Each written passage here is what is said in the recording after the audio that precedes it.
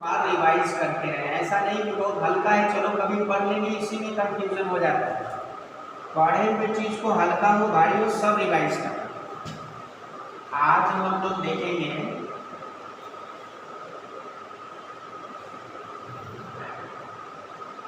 कौन खोले रहता है,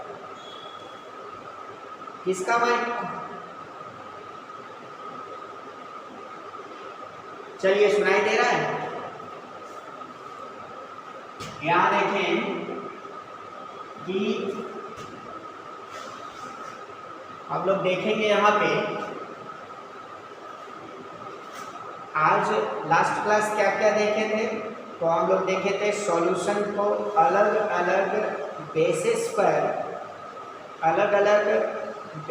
पर हम लोग सॉल्यूशन को बांटे थे, कैटेगराइज किए थे ना। तो आज हम लोग जैसे देखे थे हम लोग सेचुरेटेड क्या है, सुपर सेचुरेटेड, अनसेचुरेटेड, इसकी चर्चा किए। कंसंट्रेटेड, डाइल्यूटेड की चर्चा किए थे। यहाँ तक किया हुआ था काम। हाँ, इसके आगे बढ़ते हैं। आज देख रहे हैं ऑन द बेसिस ऑफ, इसके बारे में तो हम विशेष चर्चा इस पर नहीं करेंगे आपसे, क्योंकि इसके लिए आपको एक चैप्टर का इंतजार करना है। सरफेस केमिस्ट्री 12th में आता है, सरफेस केमिस्ट्री। वहाँ पे इन सब सॉल्यूशन के बारे में चर्चा होगी। लेकिन हम लोग बेसिस, अलग अलग बेसिस पर बांट रहे हैं सॉल्यूशन को, अलग अलग कैटेगरी में बांट रहे हैं, तो हर एक के बारे में जान लेना जरूरी है। तो on the basis of size of particles, किसके पार्टिकल का, सॉल्यूट पार्टिकल का साइज है ना। On the basis of size of particles मतलब किसके पार्टिकल्स का, सॉल्यूट पार्टिकल्स के साइज के आधार पर इन द सॉल्यूशन में, और सब निश्चित टेम्परेचर पर हो रहा है, फिक्स टेम्परेचर पर। देखिए सब में टेम्परेचर कांस्टेंट किए एट ए सर्टेन टेम्परेचर। इस आधार पर सॉल्यूशन को 3 कैटेगरीज में बांटा गया है। कितने कैटेगरी में, 3 कैटेगरी में। एक को कहा गया सस्पेंशन सॉल्यूशन, मतलब एक ऐसा सॉल्यूशन जिसमें सॉल्यूट पार्टिकल्स जो है, सॉल्यूट पार्टिकल्स सॉल्यूशन में मूव करता हुआ दिखाई दे देगा। मतलब इतना बड़ा होगा सॉल्यूट पार्टिकल्स का साइज कि वो दिखेगा, नेकेड आई से दिखेगा। ऐसे सॉल्यूशन को सस्पेंशन सॉल्यूशन कहते हैं। ऐसे सॉल्यूशन को क्या कहते हैं, सस्पेंशन सॉल्यूशन, जिसमें सॉल्यूट पार्टिकल्स जो है वो मूव करता हुआ दिखाई देगा। और एक है कोलोइडल सॉल्यूशन। कोलोइडल का मतलब कोला शब्द से बना है, कोलोइडल। इसका मतलब होता है चिपचिपा, मतलब जैसे गम, जैसे कोई पेस्ट, ये सब जो है ना, इसको कोलोइडल सॉल्यूशन कहते हैं। जिसमें सॉल्यूट पार्टिकल जो है वो मूव करता हुआ दिखाई नहीं देगा। सॉल्वेंट के साथ सॉल्यूट पार्टिकल्स जो है वो चिपका हुआ रहेगा, चिपका हुआ। जैसे गम देखे हैं ना, गम देखे हो बेटा आप लोग। हाँ, तो गम जो है उसमें सॉल्यूट पार्टिकल्स जो है सॉल्वेंट के साथ, यानी जो सॉल्यूशन है ना उसमें विस्कस इतना ज़्यादा है, विस्कस मतलब उसमें गाढ़ापन, चिपचिपापन इतना ज़्यादा है, उसका सरफेस टेंशन इतना कम है मतलब उसमें फैलने का, जैसे गम को अगर हम फर्श पे गिरा दें तो पानी की तरफ फैलेगा क्या? नहीं फैलेगा। तो इसका मतलब उसका सरफेस टेंशन कम है। क्या है कम? Surface tension. क्या कम है? सरफेस टेंशन कम है। विस्कस ज़्यादा है, गाढ़ापन ज़्यादा है, और ज़्यादा गाढ़ापन होने के कारण सॉल्वेंट और सॉल्यूट एक दूसरे के साथ चिपका हुआ है। सॉल्वेंट जो है उस सॉल्यूट पार्टिकल्स को पकड़ के रखा है, उसको मूव नहीं करने दे रहा है। ऐसे सॉल्यूशन को कोलोइडल कहते हैं। और हम लोग जिस सॉल्यूशन को यूज़ करते हैं डेली लाइफ में, जिस सॉल्यूशन को हम लोग पीने के काम में लाते हैं, सॉल्यूशन जो हम लोग पीते हैं वो है ट्रू सॉल्यूशन। जो हम लोग पीने का काम करते हैं जैसे चीनी पानी का घोल, चाहे ग्लूकोज का घोल, ये सब ट्रू सॉल्यूशन। हम लोग इन दोनों में से किसी भी सॉल्यूशन का यूज़ नहीं कर सकते। ये सब हमारे लिए हार्मफुल हो जाएगा। हम इस सॉल्यूशन का यूज करते हैं ट्रू सॉल्यूशन, जिसमें सॉल्यूट पार्टिकल का जो साइज है इतना माइन्यूट होगा कि उसको इलेक्ट्रॉन माइक्रोस्कोप से देखना पड़ेगा, वो आँख से दिखाई नहीं देगा, इसलिए ट्रू सॉल्यूशन। इन तीनों के बारे में हम लोगों के पास एक चैप्टर आएगा, जिस चैप्टर का नाम होगा सरफेस केमिस्ट्री। सरफेस केमिस्ट्री, वहाँ हम लोग इसके बारे में डिटेल करेंगे, डिटेल पढ़ेंगे। आज हम आप सबसे एक नई बात करना चाह रहे हैं। ये टॉपिक उसी दिन समाप्त हो जाता लेकिन उस समय नहीं था। आज हम आपसे एक नई बात कर रहे हैं। आप लोग सबके पास पीरियोडिक टेबल है? पीरियोडिक टेबल है आप सबके पास? हाँ। उसमें करना क्या है, उसमें क्या करना है कि हर रोज आधे घंटे एक समय निर्धारित करना है। अभी आप सबके पास बहुत ही समय होगा, घर में हो और बाहर घर से निकलना नहीं है, टाइम ही टाइम है ना। तो एक इंटरटेन के लिए, कभी मन नहीं लग रहा है तो जो एलिमेंट है पीरियोडिक टेबल में उसका नाम पढ़ लिए, नाम क्या है उसका सिंबल पढ़ लिए एक बार। जितना ज़्यादा से ज़्यादा पढ़ सकते हो सारे एलिमेंट को, एक आधे घंटे में जितनी बार पढ़ सकते हो, कंसंट्रेट करके, रटना नहीं, प्रैक्टिस करना है। उसका नाम सुनना है और सिंबल को दिमाग में लेना है कि उसका क्या सिंबल है। मेरी बात समझ में आ रही क्या कह रहे हैं? क्या बोले? आधे घंटे पर डे। अभी तुम लोग के पास इतना टाइम है ना कि अभी क्लास में तो कहीं जाना नहीं है, घर में हो, मौका है। क्लास खुल जाएगा फिर ये मौका नहीं मिलेगा, क्योंकि फिर भाग दौड़ हो जाएगा। अभी जो है मौका है, घर में हो, पीरियोडिक टेबल को पूरा रट जाओ। रटना नहीं है, प्रैक्टिस करना है। कैसे प्रैक्टिस करना है? तो रोज आधे घंटे बैठना है इंटरटेन के लिए। जब कभी मन नहीं लगे तो पीरियोडिक टेबल ले लिए और सबका नाम एक बार पढ़ लिए, सिंबल एक बार देख लिए। क्या क्या पढ़ना है? नाम और सिंबल। क्या पढ़ना है?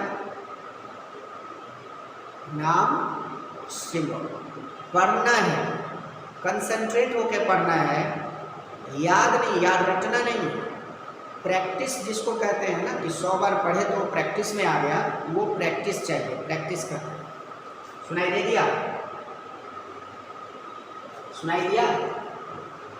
हाँ, ये आज से ड्यूटी शुरू हो जानी चाहिए। आज से ये ड्यूटी शुरू हो जानी चाहिए, ठीक है? हाँ, क्या पूछ रहे हो?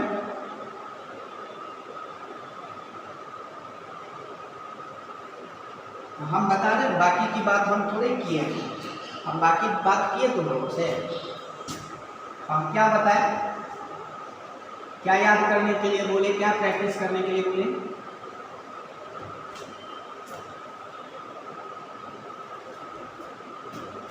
नाम और सिंबल, बाकी कुछ नहीं। बाकी काम हम कर रहे हैं। यहाँ देखो ना, बता रहे हैं। दिमाग से देखोगे, आँख से नहीं देखना, दिमाग से देखना और सीखने का प्रयास करना। एक नई बात बता रहे हैं। और बड़ा ही इंपॉर्टेंट चीज बता रहे हैं। देखो पेरियोडिक टेबल के अंदर सीखने वाली बात बता रहे हैं, ध्यान से सुनोगे और घर पे प्रैक्टिस करना, आज इसमें प्रैक्टिस करना, और ऐसा इसमें प्रैक्टिस करना कि नींद में भी कोई पूछे तो तुरंत जवाब मिल जाए, ऐसा प्रैक्टिस करना। ध्यान से सुनो, बहुत ही इंपॉर्टेंट चीज बता रहे हैं। देखो यहाँ पे सेल नंबर, ये जो सेल होता है ना, सेल नंबर, सेल सुने हो ना, सेल नंबर क्या है? अगर कोई पूछे सेल नंबर क्या है तो कहोगे ये कलेक्शन ऑफ सब सेल्स, कलेक्शन ऑफ सब सेल्स। सेल नंबर क्या है? सेल क्या है? सब सेल्स। अब बताओ सब सेल्स क्या है? तो सब सेल्स टोटल 4 है। सब सेल्स क्या है? टोटल 4, जिसमें कौन कौन सब सेल है? एस है, हाँ वेरी गुड, बी है और एफ, ये 4 सब सेल।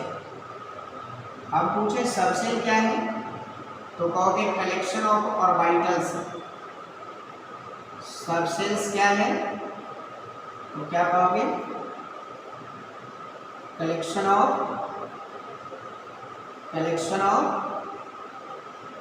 ऑर्बिटल्स। सब सेल्स पूछा जाए क्या है तो क्या कहोगे? Collection of orbitals. अब देखो एस सब सेल पूछा जाए कि एस सब सेल में कितने ऑर्बिटल हैं तो कहोगे एक ऑर्बिटल, मतलब इसमें एक ही ऑर्बिटल है। एस सब सेल में कितना ऑर्बिटल है? कितना ऑर्बिटल है? और पी में कितना ऑर्बिटल है? 3 है ना। और डी सब सेल में कितने ऑर्बिटल हैं? 5, 1 2 3 4 5। और एफ सब सेल में कितने ऑर्बिटल हैं? 7 ऑर्बिटल। एफ सब सेल में कितने ऑर्बिटल हैं? 7 ऑर्बिटल। अब देखो हम यहाँ एक फॉर्मूला लिख दें, अभी आगे चैप्टर में आ जाएगा वो फॉर्मूला, लेकिन अभी से इसको जानना जरूरी है क्योंकि बार बार रास्ते में मिलेगा, टकराते रहेगा, इसलिए फॉर्मूला जान लो। एक सेल के अंदर, ये जो सेल है ना, एक सेल के अंदर मैं पढ़े होगे, ये तुम्हारी जानकारी में, हम नई बात नहीं बता रहे, ये तुम पढ़े हो, मैट्रिक में पढ़े हो, maximum number of electrons in each shell. बताओ क्या होता है? क्या होता है? 2n², जानते हो ना। और सेल का सिंबल क्या है? KLMN। विकास कुमार को जुड़ रहा है, कोई नया बच्चा नहीं है?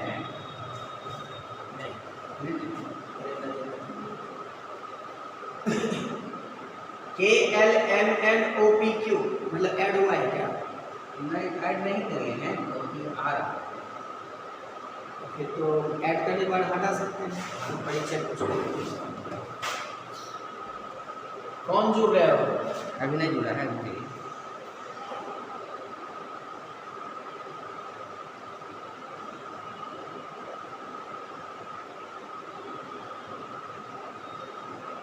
पढ़ाइए ना, बोल देंगे। ये KLMNOPQ ये टोटल सेल है। बताते जाओ बेटा, बताते जाओ। सेल है ना KLMNOPQ। अब बताना है कि के सेल मतलब पहला सेल, ये पहला सेल हो गया, ये दूसरा सेल हो गया, ये तीसरा सेल हो गया, ये चौथा सेल हो गया, ये पांचवा हो गया, है ना, ये छठा हो गया और ये सातवां सेल हो गया, है ना। ये देखो n है ना, ये सेल n का है, k सेल है तो 1, l है तो 2, m है तो 3, n है तो 4, o है तो 5, p है तो 6, q है तो 7। क्या आप जैसे के सेल में पूछा जाए कि मैक्सिमम इलेक्ट्रॉन हम कितना ले सकते हैं, तुम्हारा क्या लिमिट होगा इलेक्ट्रॉन रखने का के सेल में, हर सेल की अपनी अपनी कैपेसिटी, अपनी क्षमता है। तो हमको के सेल में पूछा जाए कि मैं दो मैक्सिमम नंबर ऑफ इलेक्ट्रॉन अगर इसमें रखना हो तो हम इसमें 2 रख सकते हैं, 2 से ज़्यादा नहीं रख सकते। 2n² बराबर विकास जुड़ा। ये विकास कौन हो, थोड़ा परिचय चाहिए तुम्हारा। जाना वाला बच्चा विकास, विकास सुन रहे हो?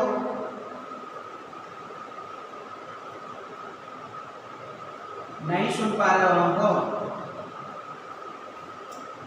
नहीं सुन पा रहा है, पढ़े नहीं पढ़ सुन पा रहा, तो माइक नहीं दिख रहा। तो यहाँ पे 8 हो जाएगा। m सेल में maximum number of electrons 18,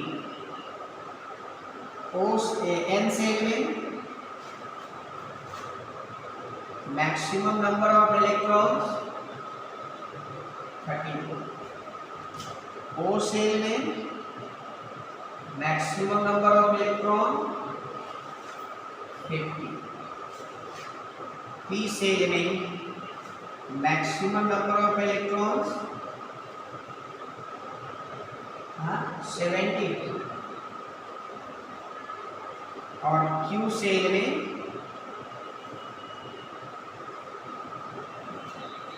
90। p छठा सेल है। अनुष्का बोल रही हो 102? कौन बोल रही हो? कौन बोल रही हो? p सेल में 102? नैना सिंपल बोल रहा है। सिंपल 6² होगा तो 36 और गुना 2 72। क्लियर है? ये लिख लिए क्या? ये लिख लिए लोग? लिखे?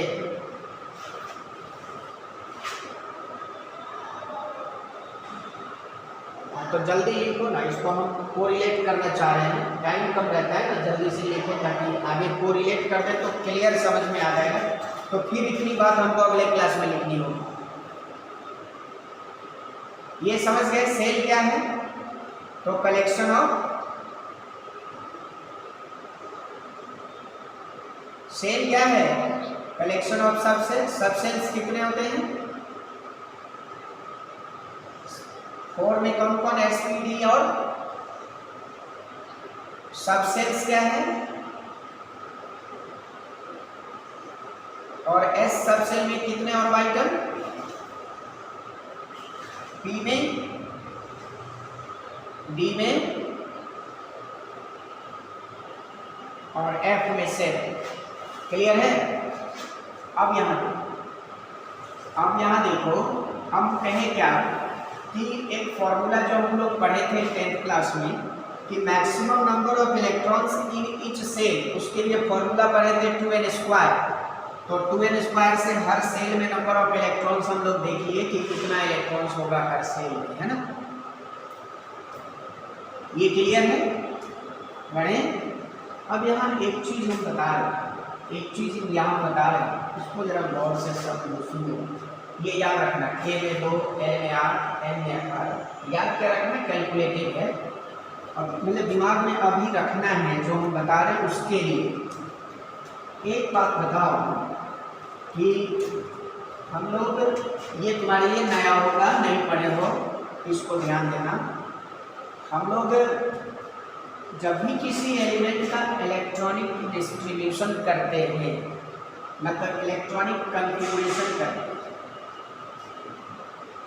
क्या करते हैं, इलेक्ट्रॉनिक कॉन्फ़िगरेशन, मतलब इलेक्ट्रॉन को कॉन्फ़िगरेट करते हैं, मतलब इलेक्ट्रॉन्स को डिस्ट्रीब्यूट करते हैं। तो हम बता दें कि इलेक्ट्रॉनिक कॉन्फ़िगरेशन क्या है। इलेक्ट्रॉनिक कॉन्फ़िगरेशन क्या है, हम इसके बारे में चर्चा करते हैं। तो हम यहाँ सबसे पहले लिख दें कि इलेक्ट्रॉनिक कॉन्फ़िगरेशन ईसी का full form electronic configuration is the fundamental concept to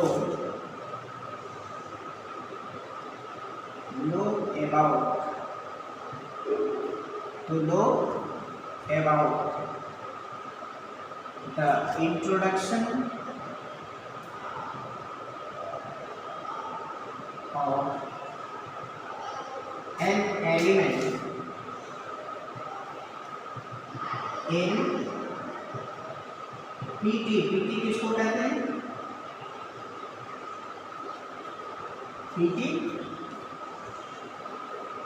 periodic table, P dot periodic table. Periodic table में किसी एलिमेंट्स के परिचय के बारे में अगर हमको जानना है तो उसके लिए इलेक्ट्रॉनिक कॉन्फ़िगरेशन भी एक मौलिक, बेसिक, फंडामेंटल जिसको कहते हैं वो कॉन्सेप्ट, इसके बगैर यानी इलेक्ट्रॉनिक कॉन्फ़िगरेशन के बगैर हम एलिमेंट का परिचय पेरियोडिक टेबल में नहीं जान सकते हैं। इसलिए इलेक्ट्रॉनिक कॉन्फ़िगरेशन एक बेसिक यानी फंडामेंटल कॉन्सेप्ट। तो हमको इलेक्ट्रॉनिक कॉन्फ़िगरेशन के बारे में जानना पड़ेगा डिटेल में। अभी तक जो हम लोग इलेक्ट्रॉनिक कॉन्फ़िगरेशन पढ़े तो बड़ा शॉर्टकट में पढ़े हैं। जैसे सोडियम का तुम लोग जो पढ़े हो इलेक्ट्रॉनिक कॉन्फ़िगरेशन को ऐसा पढ़े हो, 11 इसका एटॉमिक नंबर है तो 2 8 1 ऐसा पढ़े हो ना ऐसा। लेकिन अब इस पढ़ाई से काम नहीं होगा, अब पूरा डिटेल जानना पड़ेगा, ठीक है। अब इस चीज़ को जानने से काम नहीं चलेगा, पूरा डेप्थ में जाना होगा, हर एक बात को सुनना और समझना होगा। तो यहाँ देखो कि electronic configuration is the fundamental concept to know about the introduction of an element in periodic table. ये क्या क्या बताता है, तो it deals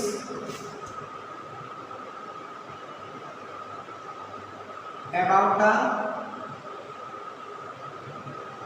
position of an element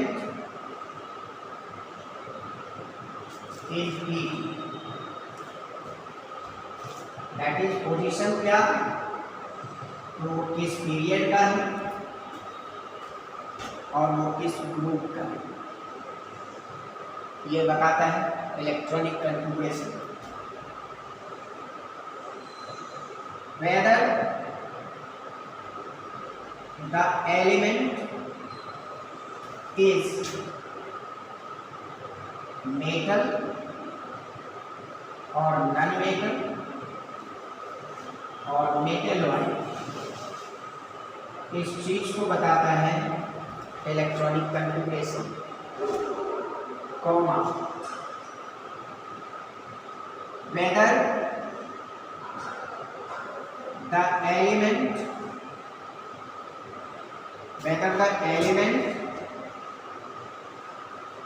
consists of positive or negative charge and how much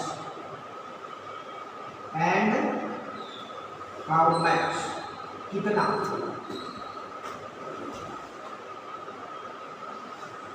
Reactivity of the element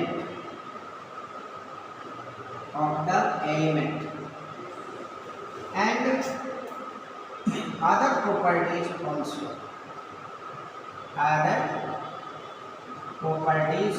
क्योंकि हम उस properties के बारे में अभी चर्चा नहीं करेंगे, क्योंकि सुने नहीं हो, पहली बार सुनोगे तो आगे हम सुनाते चलेंगे धीरे धीरे।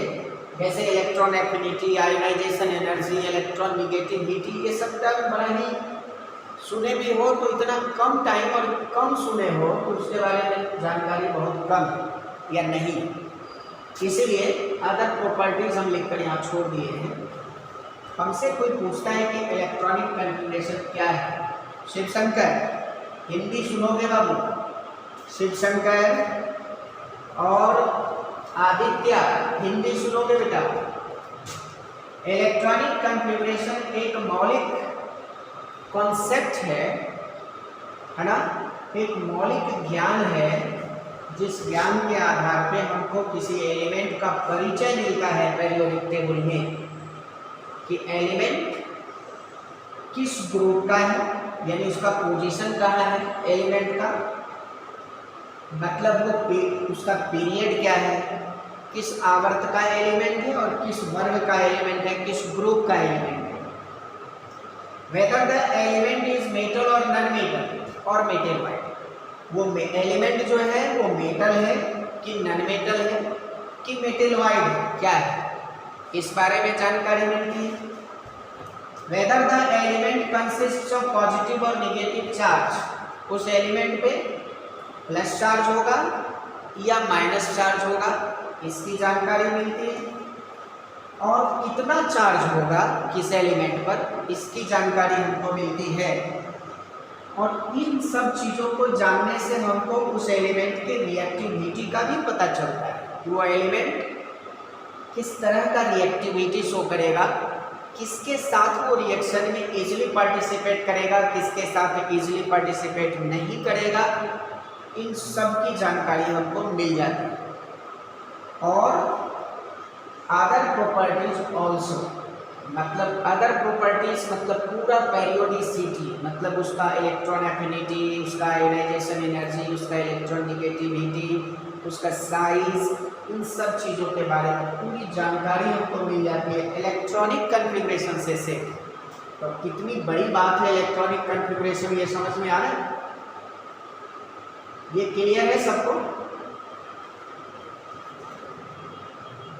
ये समझ में आ गया सबको इलेक्ट्रॉनिक कन्फिग्रेशन क्या है। अगर कोई पूछे तो बता सकते हैं, है ना। अब यहाँ देखिए, अब हमारा ये कहना है कि अभी हम लोग एक चर्चा किए थे, क्या चर्चा किए थे कि जब भी हम इलेक्ट्रॉनिक कन्फिग्रेशन ड्रॉ करते हैं तो इलेक्ट्रॉनिक अरेंजमेंट करते हैं। तो हम यहाँ लिखते हैं कि ये जो इलेक्ट्रॉनिक अरेंजमेंट, ये इस बात की चर्चा भी यहाँ पे हम कर दें, इलेक्ट्रॉनिक, एक लाइन और इसमें ऐड करो, electronic configuration is arrangement of electrons in shell and subshells. Shell और सबसेल्स के इलेक्ट्रॉन के अरेंजमेंट को कहते हैं इलेक्ट्रॉनिक कन्फिग्रेशन। अब देखो, सेल और सबसेल में इलेक्ट्रॉन्स का अरेंजमेंट हम कैसे करेंगे, उसका कोई ऑर्डर होगा, कोई क्रम होगा, कोई पैटर्न होगा, जिस पैटर्न के आधार पर हम इलेक्ट्रॉन्स का अरेंजमेंट करेंगे। अरेंजमेंट का मतलब ही होता है व्यवस्थित, मतलब एक ऑर्डर, एक क्रम, सजावट के साथ अगर लिया गया हो तो इसको कहते हैं अरेंजमेंट। तो अरेंजमेंट का मतलब हो गया कि एक ऑर्डर, एक डिफिनिट ऑर्डर, डिफाइंड ऑर्डर, उसको कहते हैं अरेंजमेंट। तो क्या डिफाइन किया गया, किस तरह का ऑर्डर डिफाइन किया गया अरेंजमेंट के लिए, उसको कहा गया, सुनोगे पहली बार सुन रहे हैं, उसको कहा गया अफबाउट प्रिंसिपल। नहीं लिखे थे ये, कुछ नहीं लिखे थे। अच्छा, ये वीडियो चला जाएगा, वीडियो बन रहा है ना। अच्छा, वीडियो आज वाला जाएगा, कौन कौन नहीं लिखे, आज वाला वीडियो भी जा रहा है। आज के क्लास का वीडियो भी जा रहा है, साथ साथ लिखते भी चलो, सुनते भी चलो, लिखते भी चलो ना। ये फिर से लिख दें।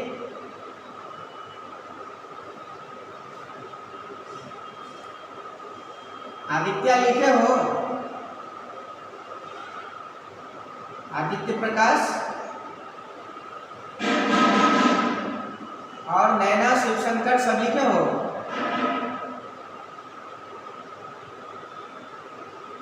अच्छा, जो नहीं लिखे हो ना उसका वीडियो चला जाएगा बेटा यार। कौन कौन नहीं लिखा? सब तो लिख ही लिया।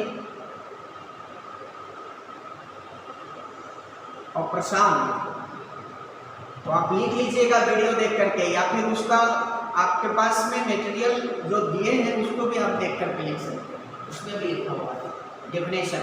ऐसे साथ साथ चलिए, ये ऑनलाइन क्लास है, साथ साथ में लिखिए भी और सुनिए समझिए, ठीक है। हाँ, टाइम यहाँ कम होता है ना, कम समय होता है, और कम समय में कोई टॉपिक उठाए तो उसको इंड करना होता है, बीच में छूट जाएगा तो फिर दूसरे दिन बताना पड़ेगा। इसलिए यहाँ क्लासरूम की तरह मत पढ़िए कि क्लासरूम में बैठे हुए हैं और आराम से लिख रहे हैं, साथ में लिख के चलिए, ठीक है।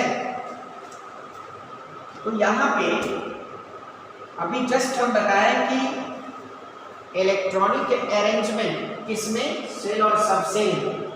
तो सेल और सबसेल में इलेक्ट्रॉनिक अरेंजमेंट जो होता है उसको कहते हैं हम लोग अफवाह प्रिंसिपल। ये नहीं सुने थे 10th क्लास में, AUFFBAU, अफवाह प्रिंसिपल। क्या चीज? अफवाह प्रिंसिपल। सुनाई दिया? अफवाह प्रिंसिपल। अफवाह का मतलब होता है, अनुष्का समझ में आ रहा है बेटा? कुछ बोलती भी नहीं हो तुम और ना कुछ पूछती हो, या तो सब समझ में आ जाता है या कुछ भी समझ में नहीं आता है, तो ही स्थिति हो सकती है। तो हम कहाँ खड़े हैं, सब समझ वाले लाइन में कि नहीं समझ वाले लाइन में?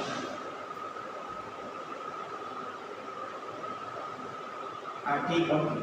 अफवाह प्रिंसिपल का मतलब होता है बिल्ड अप। बिल्ड अप ये साइंटिस्ट का नाम नहीं है, इसका मीनिंग है बिल्ड अप, बिल्ड करना मतलब बनाना, एक एक इकाई को जोड़कर एक बिल्डिंग खड़ा करना। जैसे एक मकान बनता है तो उसमें एक एक ईंट जोड़कर बिल्डिंग खड़ा होता है ना, उसी तरह से अफवाह ग्रीक वर्ड है, और इस ग्रीक वर्ड का मतलब है बिल्ड अप, मतलब इकाई को जोड़कर एक बिल्डिंग खड़ा करना। इसी को तो अरेंजमेंट कहते हैं। मकान का दीवार खड़ा होता है तो एक एक ईंट को जहाँ तहाँ नहीं जोड़ा जाता है, बड़ा ही उसमें सूता लगा लगा के मिस्त्री लोग ईंटा का एकदम सही से लाइन जोड़ता है ताकि दीवार गिरे नहीं। देखे हो ना बिल्डिंग बनाते हो, तो उसी तरह से ये एक अरेंजमेंट है।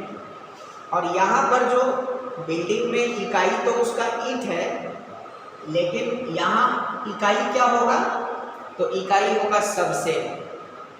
क्या होगा इकाई इसका? यहाँ जो बिल्डिंग खड़ा होगा इसका इकाई क्या होगा? सबसे। तो अब देखो यहाँ पे के सेल के पास एकमात्र सबसेल है एस। ये एस सबसेल है के सेल के पास। एल सेल के पास 2 सबसेल है। देखो अरेंज हो रहा है, अरेंज होते जा रहा है। एम सेल के पास 3 सबसेल है। ये एल सेल है, ये एम सेल है और ये एन सेल है, ये एन है। इसके पास 4 सबसेल है और ये ओ सेल है। ओ सेल क्या है? ये ओ सेल। और ये क्या है? पी से नीचे से ऊपर की तरफ जाना है, नीचे से ऊपर की तरफ जाना है। जैसे जैसे सेल बढ़ता जाएगा वैसे वैसे सेल में सब सेल्स की संख्या क्या होगी, बढ़ेगी।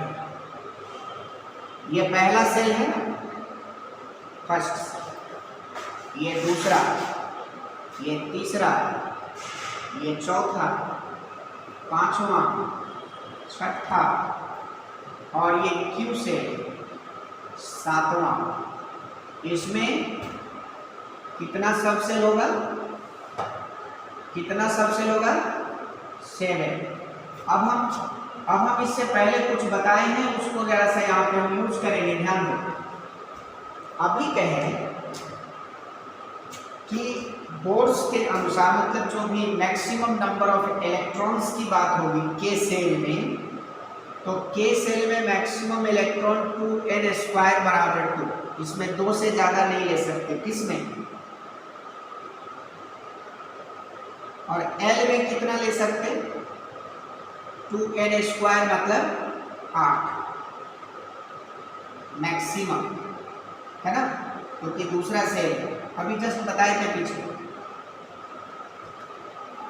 M सेल में 2n² 18 और इसमें 32, इसमें 50, इसमें 72 और इसमें 90 ले सकते हैं, है ना। अब अगर हमारे पास सबसेल्स टोटल कितने हैं, सबसेल्स बताओ कितने हैं, कितने सबसेल्स हैं, 4 सबसेल्स हैं। और एक बात यहाँ पे लिख रहे हैं, इसको ध्यान देना है, इंपॉर्टेंट बात है। इच सबसेल कैन, रुक जाइए सर, कितने सबसेल्स हैं, 4। अब यहाँ देखो कि एक पॉइंट लिख रहे हैं, फॉर्मूला लिख रहे हैं, याद रखना है, ये याद रखना है। Each subshell can occupy maximum electrons, क्या लिखे हैं, each subshell can occupy maximum electrons, मतलब प्रत्येक सबसेल में मैक्सिमम, अधिकतम इलेक्ट्रॉन कितना होगा, कितना हो सकता है। इसके लिए फॉर्मूला लिखना इंपॉर्टेंट है, फॉर्मूला याद रखना, 2 × 2l + 1, 2 × 2 ×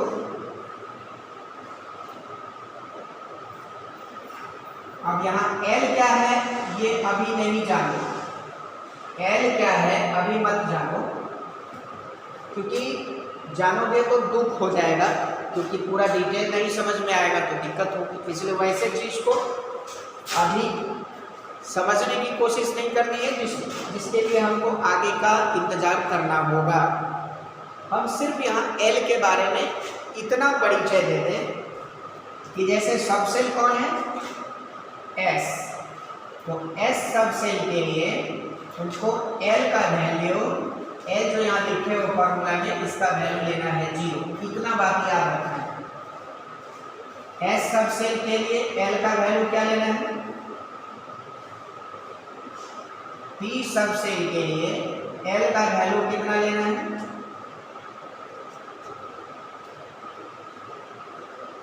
1।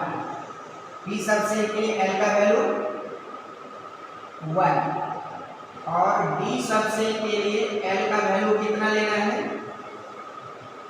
2 और F सबसेल, चौथा सबसेल F सबसेल है, इसके लिए L का वैल्यू 3 लेना है। ये डिफिनिट है, ये चेंज नहीं होता है, ये डिफिनिट है, ये फिक्स है।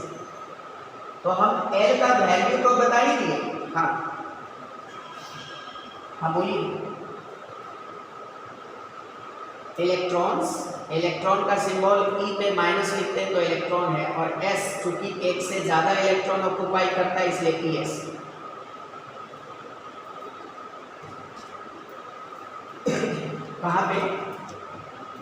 ये वाला दिखा।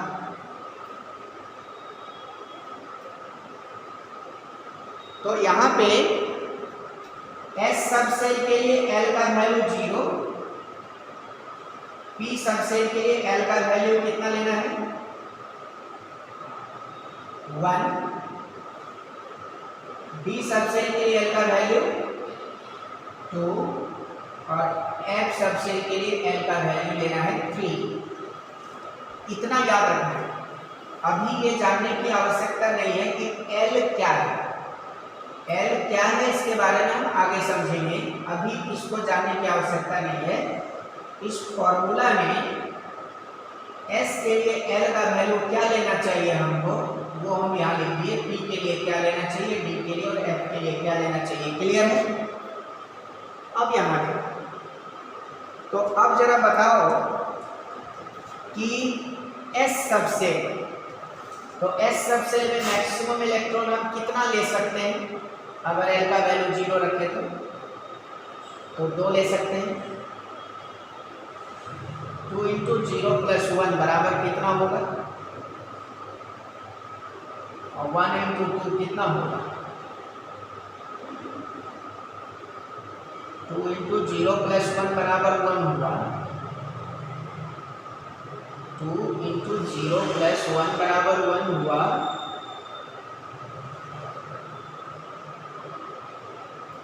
और इंटू 2 भी है ना, 2 इंटू 12 प्लस 1। पूरा फॉर्मूला नहीं देख रहे हो लगता है, पूरा फॉर्मूला नहीं देख रहे हो क्या? L का वैल्यू यहाँ 0 रखो, कैलकुलेट करो कितना होगा। तो S सबसेल में मैक्सिमम इलेक्ट्रॉन 2, P में मैक्सिमम इलेक्ट्रॉन कितना होगा, 2 इंटू 1 प्लस 1 इंटू 2 6। ये डेफिनेट है। तो अब बताओ कि S को 2 देंगे, P को 6 देंगे, D को 10 देंगे इसी तरह से, और F को मैक्सिमम 14 देंगे। इसको कितना देंगे, S को मैक्सिमम कितना दे सकते हैं, 2 से ज्यादा नहीं देना है, 2 से कम हो सकता है। P को कितना देंगे, D को 10 और F को 14। एकदम डेफिनेट है, फिक्स है। अब यहां देखो, K सेल के पास पहला सेल है इसलिए 1s। K सेल पहला सेल है इसलिए क्या लिखेंगे 1s। 1 हो गया, ये 1 जो आगे लिख रहे हैं ये बताता है सेल को, यानी कौन सा सेल, यानी कौन सा ऑर्बिट। तो ये पहला ऑर्बिट है, पहला सेल है, पहला पीरियड है, ये 1 बता रहा है। और इसमें सिर्फ S सबसेल होता है। अभी आप देखे हो कि हम लोग इलेक्ट्रॉनिक अरेंजमेंट सेल और सबसेल में करते हैं। तो सेल में हम 2 इलेक्ट्रॉन लेना है, वो 2 इलेक्ट्रॉन किस सबसेल में रखेंगे, तो S सबसेल।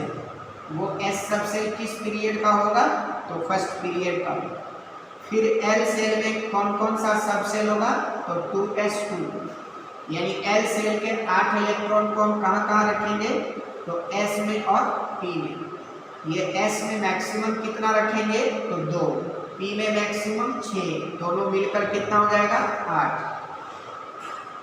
M सेल में कितना रखेंगे 3, इसमें कितना रखेंगे P और 3D।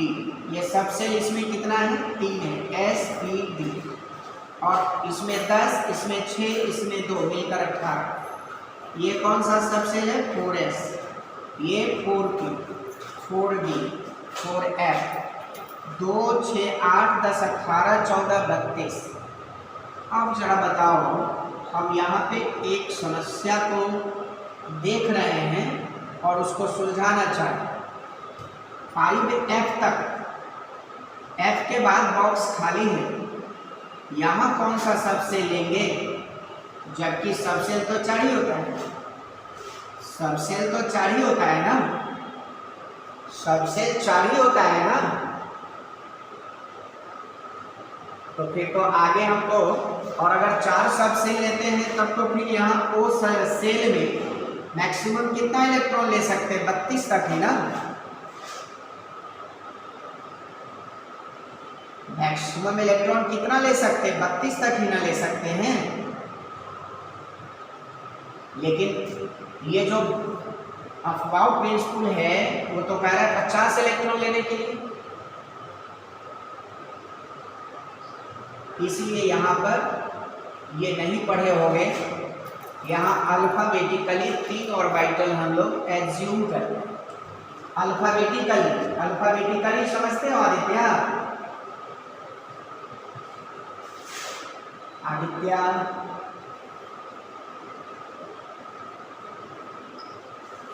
अल्फाबेटिकल ABCD पढ़े? ABCD उसको अल्फाबेट्स कहते हैं। ABCD क्या कहते हैं? वर्णमाला। हिंदी में क्या कहते हैं? अल्फाबेट। ए के बाद क्या आता है आदित्य? ई। ए के बाद क्या आता है? ई। आदित्य ए के बाद ई आता है ना? हाँ, ए के बाद बी आता है, ये कंफर्म है ना?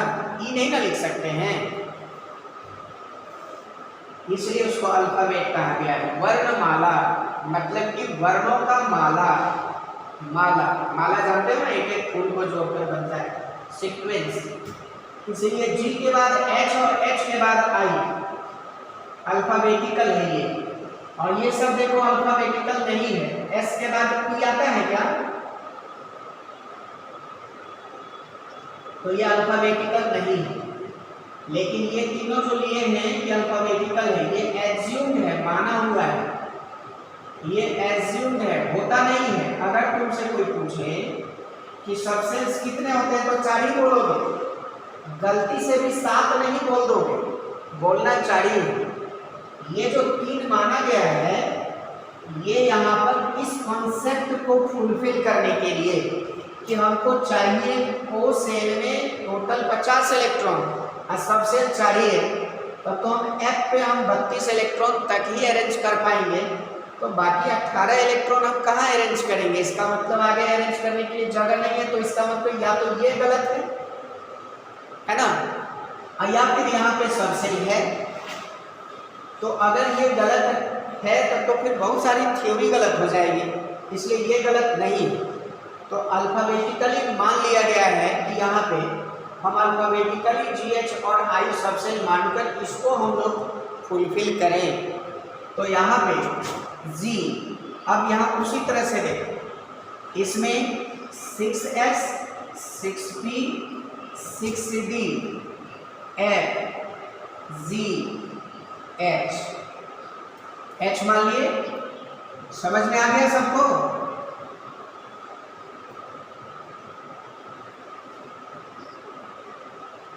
ये क्लियर है, समझ में आ गया ना? GH और I हम अल्फाबेटिकली क्यों माने? किस रीजन को फुलफिल करने के लिए? समझ में आया?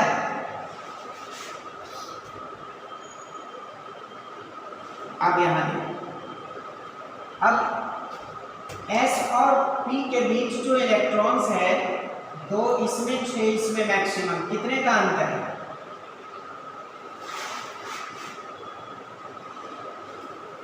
6 से 10 के बीच कितने का अंतर दिख रहा है?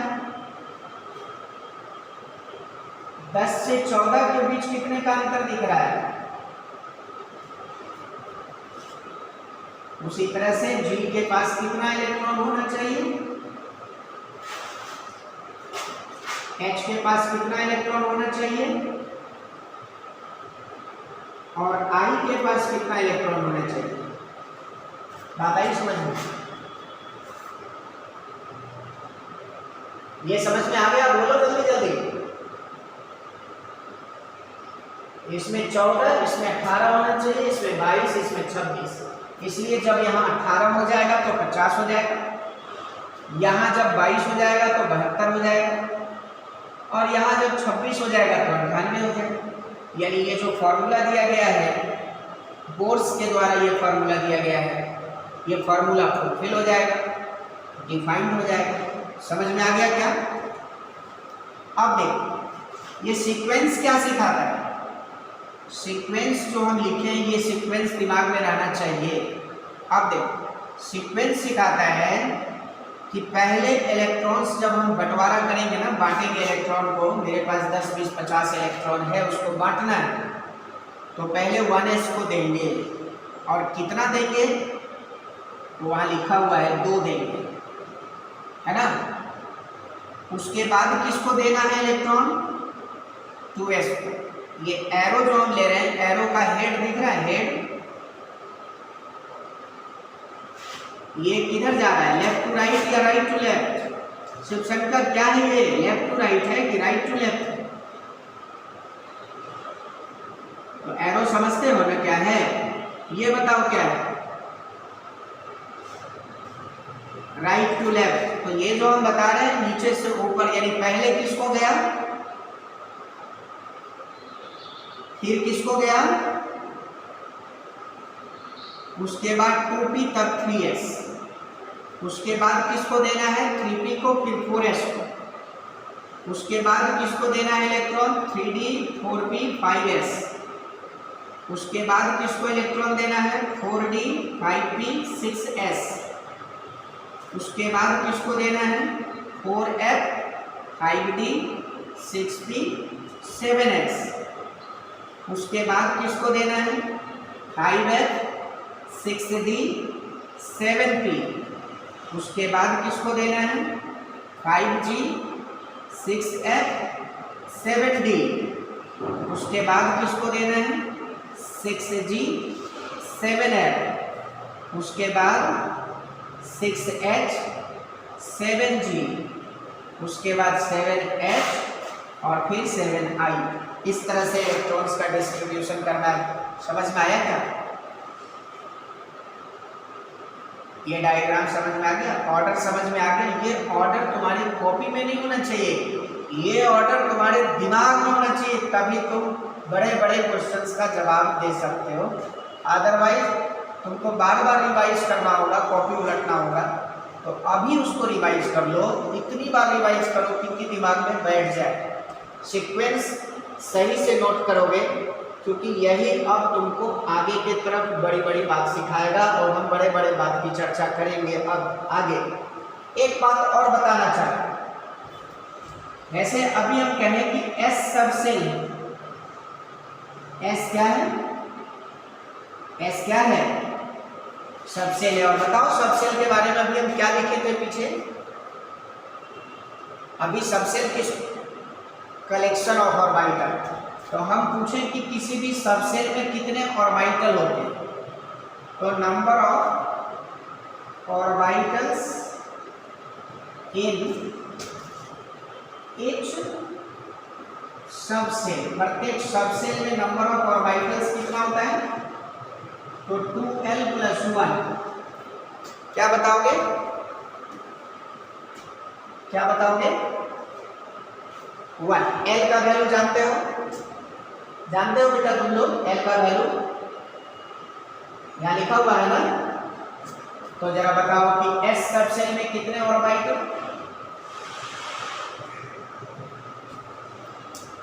एक ना, 1, यानी S सबसेल में मात्र एक ऑर्बिटल। P सबसेल में बताओ कितने ऑर्बिटल, 3 ऑर्बिटल। इसीलिए अभी हम पीछे जो बॉक्स बना कर बताए हैं ना पीछे ये ऑर्बिटल, इसलिए वहां 3 लिखे थे। D सबसेल में कितने ऑर्बिटल, 5, यानी 5 बॉक्स देखो बताए पीछे। कहां से आया वो बात, वो समझ में आ गया, 1 2 3 4 5। और F सबसेल में कितने ऑर्बिटल, 7, 1 2 3 4 5 6 7। क्लियर है, क्लियर है, ये ऑर्बिटल्स। अब एक पॉइंट यहां पर ये याद रखो, ये सब लिख लिए ना, लिख रहे हो ना तुम लोग,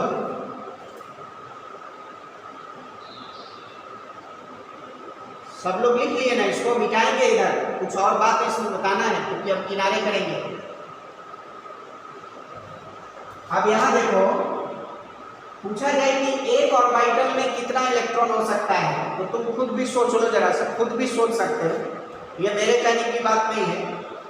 एस में मैक्सिमम इलेक्ट्रॉन कितना हो सकता है, तो एस के पास ऑर्बिटल की संख्या कितनी है, तो एक ऑर्बिटल में कितना इलेक्ट्रॉन हम ले सकते हैं, तो 2। पी के पास कितना इलेक्ट्रॉन देना है, कितने ऑर्बिटल हैं, तो प्रत्येक ऑर्बिटल में कितना कितना इलेक्ट्रॉन रखेंगे, 2।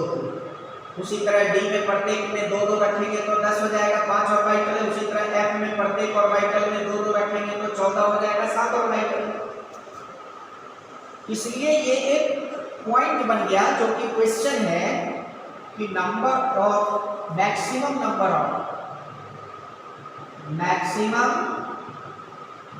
Of electrons in each orbital, प्रत्येक ऑर्बिटल में मैक्सिमम नंबर ऑफ इलेक्ट्रॉन कितना होगा, 2 से ज्यादा नहीं ले सकते, 2 से ज्यादा इलेक्ट्रॉन हम नहीं ले सकते। ये सब लिख लिए ना। अब यहां देखिए, ये भी हो गया होगा, ये हो गया होगा,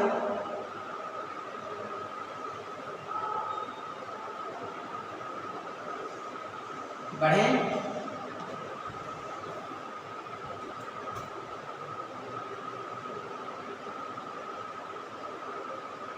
बढ़े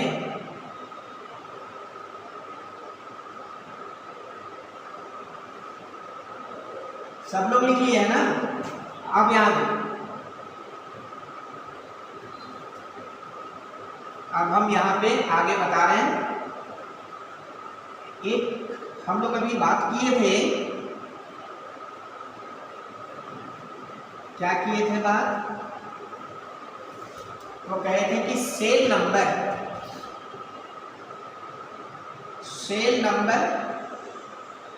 बराबर होता है ऑर्बिट नंबर, यानी जितना सेल उतना ही ऑर्बिट, और जितना ऑर्बिट उतना ही पीरियड नंबर, ये तीनों बराबर होता है। तो इसके बारे में तो कह दिए कि सेल नंबर क्या है, तो कलेक्शन ऑफ सबसेल्स,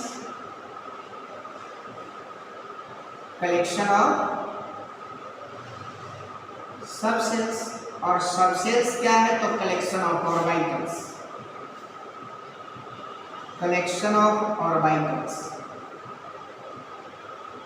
ऑर्बिट क्या है, तो ऑर्बिट ये पाथ ऑफ इलेक्ट्रॉन है।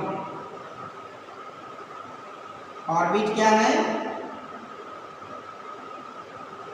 अराउंड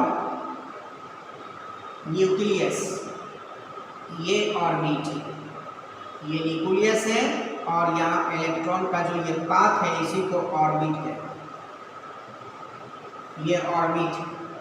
ऐसा पाथ न्यूक्लियस के अराउंड 7 होता है, जैसे सेल 7 होता है वैसे ही ऑर्बिट 7, ये पाथ 7 को होता है, 1 2 3 4 5 6 7।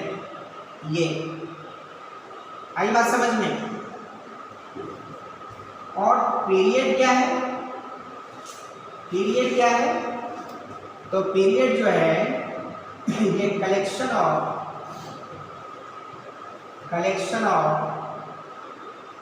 ग्रुप्स। पीरियड क्या है, कलेक्शन ऑफ ग्रुप्स, मतलब बहुत सारे ग्रुप्स को मिला दो तब वो पीरियड का। बात आई समझ में। जैसे अब फर्स्ट ए ग्रुप कहते हैं, ऐसे देखती होगी पेरियोडिक टेबल में, second A group, third A group, 4 A group, 5 A group, इस तरह से। तो इस तरह third B group, 4 B group, 5 B group, इस तरह से। तो 1 2 3 4 एक ही पीरियड में चलना है, तो अलग अलग ग्रुप को कलेक्ट करो, एक पीरियड बन जाएगा। तो पीरियड क्या है? Collection of groups. किसका कलेक्शन है? ग्रुप्स का। और ग्रुप क्या है? ग्रुप क्या है? किसको ग्रुप कहते हैं? तो ग्रुप, एक ग्रुप जो है ना, एक ग्रुप बनता है सारे पीरियड्स को मिलाकर। ये सब बहुत ही बारीकी का कॉन्सेप्ट है, दिमाग में रखना है ये सब। तो ग्रुप्स किसको कहते हैं? तो collection of periods, collection of periods. अब ये तुमको इसलिए बताया गया कि जब हम कहें ग्रुप में चलो, इसका मतलब तुमको अलग अलग पीरियड से होते हुए गुजरना है, क्योंकि तुम्हारे दिमाग में बात होना चाहिए कि ग्रुप कहते हैं कलेक्शन ऑफ पीरियड को, यानी अलग अलग पीरियड को कलेक्ट करना है तो ग्रुप बन जाएगा। इसका मतलब हमको ऊपर से नीचे आना। और जब कहें पीरियड में चलो तो तुरंत दिमाग में आना चाहिए कि पीरियड कलेक्शन ऑफ ग्रुप्स है, इसका मतलब हमको लेफ्ट टू राइट चलना है या राइट टू लेफ्ट आना है, मतलब एक पीरियड में चलना है। पीरियड सेम होना चाहिए, अलग अलग ग्रुप होना चाहिए। तो अलग अलग ग्रुप को मिलाकर बनता है पीरियड, और अलग अलग पीरियड्स को मिलाकर बनता है ग्रुप। तो अगर हम कहें कि पीरियड, इसका मतलब लेफ्ट टू राइट, और ग्रुप इसका मतलब टॉप टू बॉटम। कॉन्सेप्ट क्या है कि ग्रुप है कलेक्शन ऑफ पीरियड, और पीरियड क्या है? Collection of groups. ये समझ में आ गया क्या?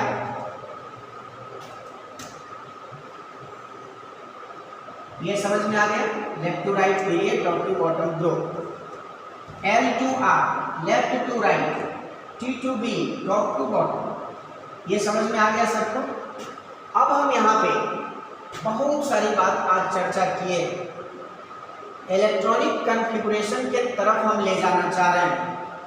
लेकिन उससे पहले हम शुरू में ही बताए, आज के क्लास में स्टार्टिंग में बताए कि तुमको आज से आधे घंटे पेरियोडिक टेबल पर टाइम देना है, और पेरियोडिक टेबल का जितना भी एलिमेंट्स है सिर्फ उसका नाम और सिंबल ये दिमाग में आ जाना चाहिए। 2 से 3 दिन के अंदर पूरे एलिमेंट्स का सिंबल और उसका नाम। बाकी अभी तुमको कुछ उसमें याद नहीं करना। बाकी हम आगे के लिए पेरियोडिक टेबल हम खुद बताएंगे देखने के लिए कि कैसे देखें। मतलब कि तुमको अगर एटॉमिक नंबर दे दिया जाए, गिवन, और पूछा जाए कि ये एलिमेंट किस पीरियड का है और किस ग्रुप का है, ये बिना पेरियोडिक टेबल देखे हुए बताओ। ये सवाल है तुम्हारे सामने, जिसका जवाब हम अगले क्लास में देने वाले हैं। अब तो पीरियड, ग्रुप, सेल, सब सेल, ऑर्बिट सब समझ गए ना तुम लोग?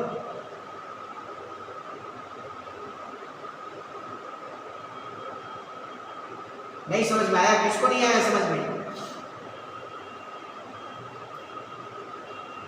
ये पीरियड, ग्रुप, सेल, सब सेल क्या है ये सब समझ में आ गया ना? ऑर्बिट क्या है सब समझ में आ गया? तो हमको इस पॉइंट को ही फोकस करना था आज, लेकिन उसके पहले हमको इन सब बात की जानकारी चाहिए थी, तब हम इस बात को फोकस कर सकते थे। क्या लिखे हैं कि एटॉमिक नंबर दिया हो और पूछा जाए कि उस एलिमेंट का पीरियड और ग्रुप बताओ क्या है, तो ये हमको कैसे बताना है? बिना पेरियोडिक टेबल देखे हुए उंगली पे गिन कर। तो उंगली पे गिन कर कैसे बताना है ये हम चर्चा अगले क्लास में करेंगे। दूसरी बात कि अगर मान लो कि तुमको एलिमेंट कह दे, यहाँ पे एटॉमिक नंबर पूछा जाए, एटॉमिक नंबर 1, और यहाँ पीरियड दिया हुआ है और ग्रुप दिया हुआ है, तो कैसे ये पीरियड मालूम हो गिवन और ग्रुप भी मालूम हो गिवन, तो ये दोनों दिया रहे तो उस एलिमेंट का एटॉमिक नंबर क्या होगा ये बताने के लिए कह दिया जाए। तो अब बताओ कि तुमको एटॉमिक नंबर अगर दे दे तो तुमको ये पता चलना चाहिए कि वो एलिमेंट कौन सा है, उसका सिंबल क्या है।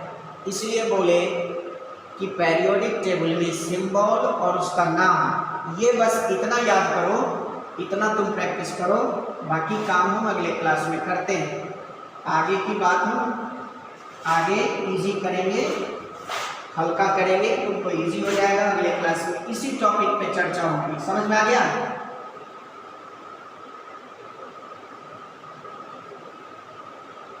क्लियर है?